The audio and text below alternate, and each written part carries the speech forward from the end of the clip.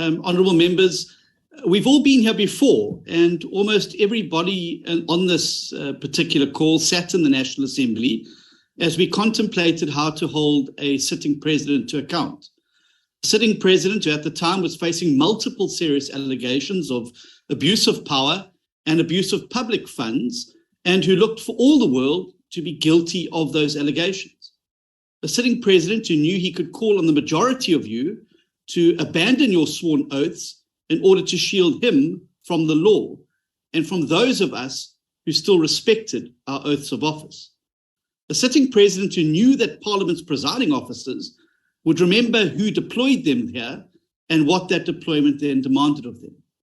A sitting president who viewed this House, its members, and its oversight duties with complete contempt.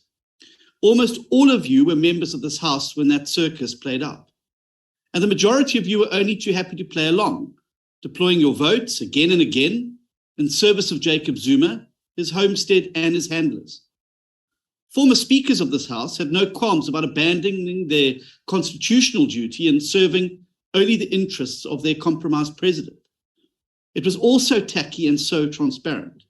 Everybody knew what was going on, the public, the press, the international community. Everyone knew that a crooked president was using you all for his own protection, like a two-bit mob boss, and you were all only too happy to let him do it. Of course, then came the so-called New Dawn, and along with that, the Turmamina promenade walks and the gushing hagiographies in the media. We got a string of solemn promises vowing never again. In the wake of the Zondo report, there was apparently much soul-searching and earnest contemplation of all that went wrong in this House and how it was allowed to reach that point. And yet, here we are again. A sitting president who looks for all money to be guilty of a string of offences, but who knows he can count on his caucus and presiding officers to shut down questions, to bat away accountability, and to deny any possibility of oversight through an ad hoc committee. Do you not see this? Can you not see history repeating itself before your eyes? The new Speaker of the House is no different to the old speakers. She's failing Parliament in the exact same way that her predecessors failed Parliament. There's simply no truth to her assertion or the assertions of Honourable Lasoma that an ad hoc committee of Parliament is superfluous, since some of its tasks are within the purview of other entities such as law enforcement. These two processes are not mutually exclusive. In 2016, the DA called for the establishment of an ad hoc committee into state capture, only for it to be shot down by the ANC for the exact same spurious reasons that it was supposedly up to law enforcement and Chapter 9 institutions to investigate rather than Parliament, the same arguments we've just heard. This was, of course, all debunked as complete nonsense. Even President Ramaphosa himself conceded in his Zondo testimony that, and I quote, "When you look at it with hindsight, I would say the two would not be mutually exclusive. And if anything, both checks could easily have been followed," unquote. This was then echoed by Justice Zondo when he wrote in his report that, and I quote, "Leaving it exclusively to other agencies to investigate and, if necessary, to take action regarding these allegations was not, in the Commission's view, consistent with Parliament's constitutional responsibilities," unquote. It's not one or the other. The President must cooperate with both law enforcement and Parliament. Neither is there any legitimacy to the argument that we've just heard that the Section 89 inquiry into the President will perform the same function as an ad hoc committee.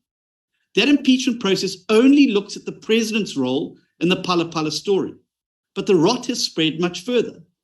Aside from the dirty dollars in the couch, we need answers from, amongst others, the State Security Agency, the Finance Portfolio Committee, the Presidential Protection Unit, the Reserve Bank, and the Department of International Relations and Cooperation.